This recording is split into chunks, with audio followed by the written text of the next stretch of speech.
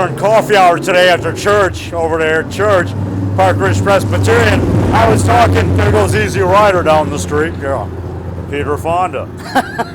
Yeah. Jack Nicholson, Hell's Angels on Wheels. Yeah.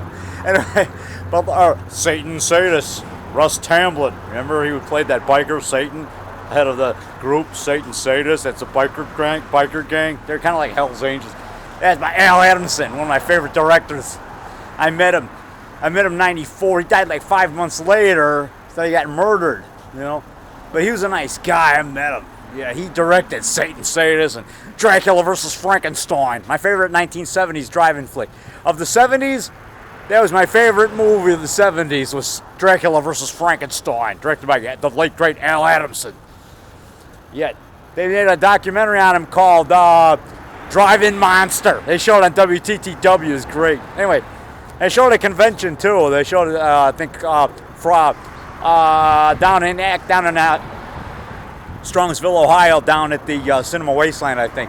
And the guy who was one of the bikers in it, the guy, the bald, he shaved his head bald, who got in a fight with Russ Tamblyn at the end. He says, "You are a devil," or something. He beat him up. Of course, Russ Tamblyn won the fight. But I'm just trying to point. I was talking to this guy after church today on how parents are overly protective of their kids these days. Yeah, and they don't give the kids any freedom. They don't let them meet other people, just their own little clique, their own little group of friends, fiends. I don't want him talking to you. I don't talk to my kids. Then I could be a good example to them. Man, I was in the Marine Corps. I boxed. I got a lot of interesting things I've done. I could share this with them. I could talk to them. They'd be in this stuff. I've talked to teenagers before, and they like hearing about it. I got a group of fans here in Park Ridge. They gang around. They say, "Hey, Rock. Hey, David the Rock Nelson. To see you do some push-ups, flex your muscles." I'll flex my muscles. And they go, "Wow, I'm an inspiration to them." I'll drop down and do 35 push-ups, 40 push-ups nonstop, and they like that. The kids, these teenage kids, they like that. I'm like an example to them. And I was in the Corps, the Marine Corps, but some of these parents are so overprotective. They don't let them talk to anybody other than their family and their little group of friends there, their little clique, and their kid can't grow and meet other people.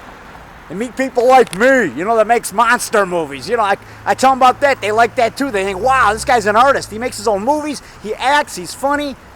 David, that's how I make fans, man. I got the charisma. It's a gift. It's a God-given gift.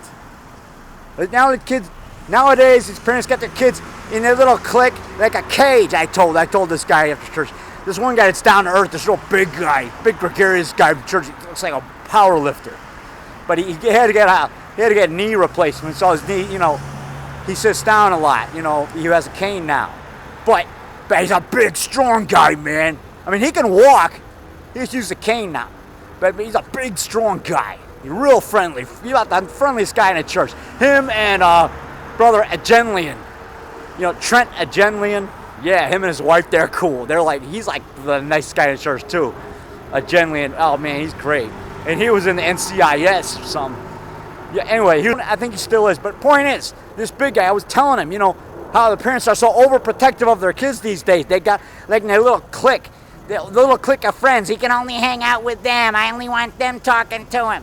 And I said, yeah, and then that kid's going to become exactly what mommy wants him to be. Yeah, they're too wussy, man. They don't meet other people, just their own little clique. They're so protective that they can't reach out and grow. That's why I joined the Marine Corps. It helped me. The best thing I ever did was join the Corps back in 75, and I sort of became a man. I came out of my shell because I was really shy before that, back at Maine South High School, 75. But being in the Corps, it helped me talk to other people. I sort of had to come out of my shell because I had to get along with these fellow Marines. I had to talk to them. I was a fire team leader. They made me a fire team leader from like day two. He looked at me, he saw me emerge, said, "I'm making you a fire team leader," So, yeah, so I had to talk to these guys, and it brought me out of my shell. The Marine Corps was a good thing for me. And plus, making my monster movies, I'm naturally creative. So I finally came out of my shell, and that's why I am the way I am now. Through years of trial and error, getting the guts to come out of my shell and just walk up and talk to people, total strangers. And that's how I make new friends, too, and new fiends. Okay, I'll see you. That's my encouraging talk for today. You gotta come out of your shell, you shy people. Life's too short to be shy. There's a lot of interesting people to meet. People like me that makes monster movies, yeah. Find me on Facebook, David Rock Nelson. Fiend to me on Facebook. Become my fiend today. David Rock Nelson. Okay, I'll see you. Okay.